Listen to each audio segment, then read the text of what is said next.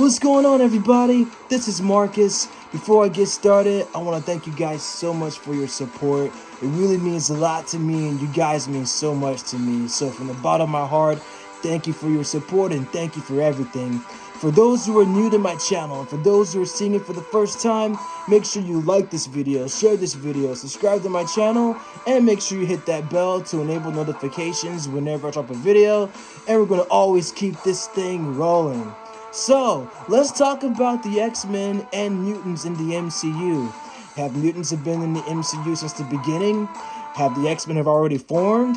Those are great questions, and so we pretty much got references of mutants since Doctor Strange, the Multiverse of Madness, when we saw Professor X in the scene when he became the leader of the Illuminati. And then on top of that, mutants were actually referenced in the final episode of Season 1 of Ms. Marvel as well. And so Bruno was actually talking to Kamala about how she actually has a mutation in her genes which enables her to use her powers. And so we actually heard the X-Men animated series theme from the 90s, not just from Multiverse of Madness, but also in Ms. Marvel as well. And so this is pretty big news, and considering the fact that, and I mentioned this many times, considering the fact that now Kevin Feige and Marvel Studios have the rights to X-Men and the Fantastic Four, it's pretty much all bets are off at this point. So all bets are off, and then on top of that, we practically can pretty much just know that mutants are definitely going to show up. They're more than likely going to show up slowly, but surely at the same time as well. So we don't have an actual set date of when the X-Men are going to come out. But when they do come out, it's definitely going to be a big news, and also going to be big changes for the MCU as well. Now, whether they're going to come out before Avengers Secret Wars, or they're going to take part in Avengers Secret Wars, that's going to be another issue entirely. Because, of course, the X-Men, they're all been play a part in so many crossovers in the Marvel Universe for many years. They were involved in the first Secret Wars with the Beyonder back in the 1980s, and then with the 2015 multiverse crossover of Secret Wars, the X-Men were also involved in that as well. Not to mention, of course, if you look at the X-Men Access title, where it actually has X-Men versus the Avengers, they play a part in that as well. So, but yeah, this is definitely some really cool territory that the MCU is pretty much bringing in. So Warren Thompson was talking about the exact same thing as well. And so we're going to go ahead and listen to him. So he was saying about the movie plots and how the X-Men were going to come into fruition. So without further ado, let's get right into it. What is going on, everybody? Welcome back to the Cosmic Wonder, where we talk all things Marvel and MCU. I'm your host, Warren Thompson, and something really major has happened in the MCU. And if you haven't seen Ms. Marvel Episode 6, we are going to be talking about some spoilers, not about how it ends, but a very specific scene involving, spoiler alert, mutants. Now, even if you haven't seen Ms. Marvel Episode 6, you have probably heard the news online somewhere. This is one of the biggest announcements ever in Marvel history. The mutants are finally in the MCU. So pretty much everybody is talking about it because it is super exciting. But today we actually have a little bit of plot details about how the mutants will actually be in the MCU. And it looks like they're going to be a threat to society like they have been in so many storylines. We also have an idea of what their origin could be like in the MCU, which has been a big mystery ever since the Disney-Fox merger. And some of this news is coming from Marvel.com and Ms. Marvel head writer and executive producer Bisha K. Ali. So it doesn't really get much more official than that. And in this video, we'll try to answer the question, have the mutants been in the MCU the whole time? In which it looks like we pretty much do have an answer to that. And we're also going to talk about how this may not be a true origin story of each member of the X-Men. And this might not build up like the Avengers did originally, but the X-Men could already exist as a team in the MCU. Okay, so real quick, if somehow you haven't heard that the mutants are officially in the MCU, well, the first one that we've at least been introduced to is the one and only Kamala Khan, Ms. Marvel herself. No, it does not appear that she is going to be an Inhuman in the MCU, but is going to indeed be a mutant. And trust me, we'll talk more about the Inhumans in the MCU in just a bit. If you somehow missed it at at the very end of Miss Marvel episode 6, Bruno mentioned that he studied Kamala's brother's DNA to kind of check if he had powers as well, in which he didn't, but he discovered that Kamala's genes were different and that they had some type of mutation. Yes, he literally name-dropped mutation, and then as he said mutation, the theme song from the X-Men animated series played. In your genes. Like a mutation. Yep, there it is. Oh, man. And to top it all Let off, me stop right here for a second. Okay, so I grew up, my sister and I, we grew up watching X-Men animated series every weekend. Every Saturday morning, we never missed an X-Men episode. Like, the theme song is lit, and it's on Disney Plus if you guys want to go back and rewatch it, but it's the bomb. Like, basically, the entire series is just incredible. I don't think any animated series, besides Spider-Man, the animated series, or the Avengers Earth Mightiest Heroes, can top the 1990s X-Men animated series. Like, I have the action figures, I've got everything, so it's like, nothing basically tops that for real. So, basically, it's a great series, and I'm actually excited they're going to do X-Men 97, where they're going to actually pick up where the last season left off, because X-Men in the 90s only had 5 seasons. So if you count X-Men 97, it's basically going to be the 6th season, if you want to throw it out like that. I have to go back and find the article if they actually did confirm that X-Men 97 is going to be a 6th season. But regardless of the fact, I'm excited for this series. It's going to be on Disney Plus. But I grew up watching X-Men, the animated series, especially with me being a 90s kid, because I was a little kid at the time. And just watching the entire series is just epic. I mean, it basically copies from what Jim Lee wrote in the first X-Men series, X-Men issue 1, when Jim Lee took over. And so just the entire seasons is just incredible. It's based off of the comics. They took elements like the Phoenix Saga, the Savage Land Saga, just everything. And it's just incredible. And then, of course, the Mr. Sinister's appearance as well. It's just so many cool stuff. The Morlocks, all that stuff. It's just incredible. So, yeah, I just want to point out that the theme song, I can never get enough of that. It's just so incredible. It's one of my favorite themes of all time for sure. So, but that's what I wanted to actually talk about. So, the credits, we can actually see it is officially confirmed. It literally credits the X-Men 97 theme. Yeah. Also, Marvel.com. That was actually composed by Haim Saban and First, Shoki let's talk Levy. about a key. And one of the things I want to point out is that Haim Saban and Shoki Levy were the ones that composed the Mighty Morphin Power Rangers theme song as well. So, Plot point of the mutants and the X-Men being in the MCU now, which is they probably are not going to get along with society, and society is probably going to view them as a threat, which is a pretty common storyline for the X-Men. Yep. This is severely hinted at after Bruno tells Kamala that her genes have some sort of a mutation, where Kamala then replies with, whatever it is, it's just gonna be another label. This implies that a label is indeed going to be coming with the mutants, and that typically isn't good. There's always been a big number of the human population, specifically governments, that typically hate mutants. In fact, we have several storylines that come from this fact, and it seems like the MCU is going to be no different. Just another label implies that mutants will be labeled, and it doesn't sound like that's going to be a good label. People look up to superheroes in the MCU, but now we have groups like the DODC who are seemingly hunting down enhanced individuals and even shooting at enhanced individuals that they know are kids. So we're already kind of seeing enhanced individuals being viewed as threats. This is probably going to be amplified when the mutants make their way into the MCU, which they already have now. But when we start to see more and see some really powerful mutants, some that can,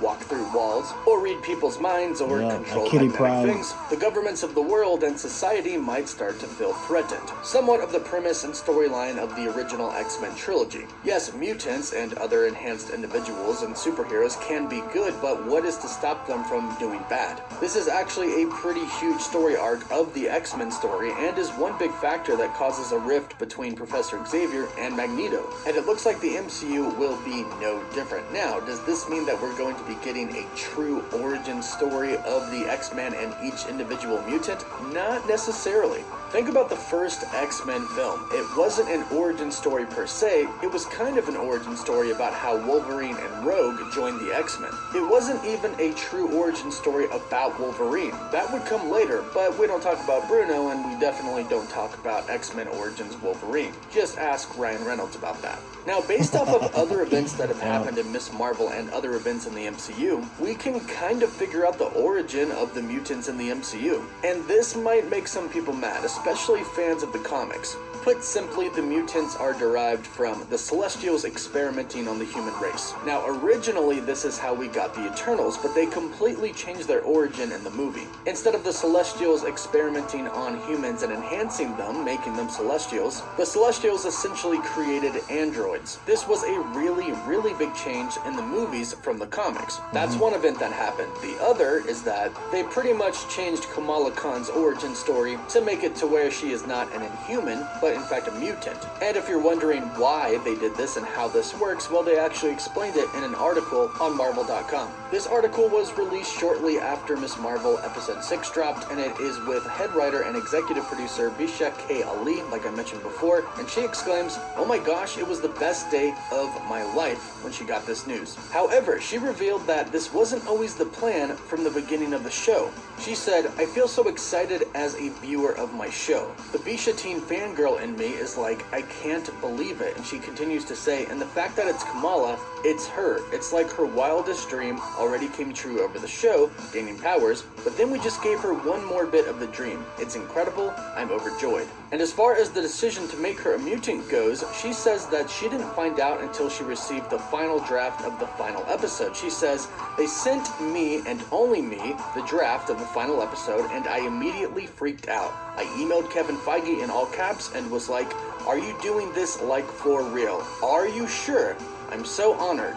I was like yelling at him through an email. I was freaking out. This is the biggest deal in the world, and the fact that it's happening in our show is crazy." So this wasn't actually the plan the entire time. However, it could have been Kevin Feige's plan the whole time, but I like not the him on writers for too, Ms. Marvel. so. But it does actually answer kind of a plot hole for Ms. Marvel, and give us a little bit about the origin of the mutants. She says, "It wasn't from the beginning of the show. With Marvel, something's always a moving piece, and we're trying to solve this question of, if any of Kamala's family put on the bangle, would they have powers? The answer was always no. From a character perspective, no. And the reason for that was so it could fit into the logic of the wider MCU. So it seems like Kamala has a active X gene that allows her to use the powers of the bangle. This is why her brother can't use the bangle, her mother can't use it, and presumably her grandmother can't use it either. So it's not because she is a clandestine that allows her to use the energy and power of the bangle, it's her X gene. But how did the X gene come about in the MCU? Well, it most likely came from the Kree experimenting on humans. Ms. Marvel revealed that the Kree originally had the bangle, and the origin of the Inhumans was that Kree experimented on humans and other species throughout the universe. This is most likely what is about to be explored in Secret Invasion and the Marvels. So instead of the Celestials being the ones who experimented on the humans, eventually causing mutants, it might actually be the Kree who are the ones who experimented on humans, causing the X gene. This, however, as most people are guessing, would completely eliminate the Inhumans, which might be Kevin Feige's plan. The fact that they put the Kree in Ms. Marvel leads us to believe that the Kree are involved somehow, probably experimenting on humans since Ms. Marvel was originally an Inhuman, but the difference between an X-Men mutant and an Inhuman might be a little hard to see for the average viewer. If you are a casual fan of Marvel movies in the MCU, that could get pretty confusing, and that's something that Kevin Feige and Marvel Studios definitely do not want. And if that's the case and all of this is adding up, which it definitely seems like it is, it looks like the Inhumans may not be a thing in the MCU, and if they are, they probably won't be coming for a pretty long time. Unless, say, it's an alternate universe like we saw in Doctor Strange in the Multiverse of Madness. Later on down the line, they might explain that some mutations are different than others and some have to be activated, but in the meantime, I'm assuming that it's going to be the Kree who experimented on humans, creating the mutants, mutants and that the Inhumans aren't going to be around for a while. But let me know what you think about this in the comments down below, and how excited are you to finally have the mutants in the MCU? Keep in mind SDCC is coming up in less than 2 weeks now. Hopefully we'll get some pretty great answers. Yeah, so I can see it. I can see it's definitely how they switch up the origins, as far as like in the comics it was the Celestials who experimented on humans to become mutants, but now I can pretty much see in the MCU it's the Kree instead. And of course the Kree has like, they don't really have a good relationship with humans anyway, especially in the comics, which is the reason why when the original Captain Marvel, when he had succumbed to his cancer in the 1980s graphic novel The Death of Captain Marvel, basically the Kree didn't even show up to Marvel's bedside because of the fact that he, from their point of view, he had turned his back on the Kree, his own kind, and decided to be with the humans and to be friends with the humans instead. And yeah, the Kree doesn't have like a good relationship with humans anyway, and so especially in that particular point. So that's a good example that I brought up as far as like the relationship between the Kree and the humans. So the fact that they're actually doing this in the MCU is actually pretty cool. I don't think it's confusing for me because I can pretty much decipher between the two as far as like what's the differences between both the comics and the MCU in particular. So they practically sometimes will do all the changes, but they usually are pretty cool about it. And so, like I said, I think me personally, I love the Inhumans. They're one of my favorite stables, my favorite superhero group as well. And then on top of that, Black Bolt, Kargon, Medusa, Grognok, and several others as well. They're definitely one of my favorite superhero teams for sure. And Karnak. So yeah, so I mean basically, and we're not even talking about Black Bolt's psychotic brother Maximus the Mad, but you know, I love to see the Inhumans too. And I think right now at this point, the main focal point is that they're actually focusing on mutants.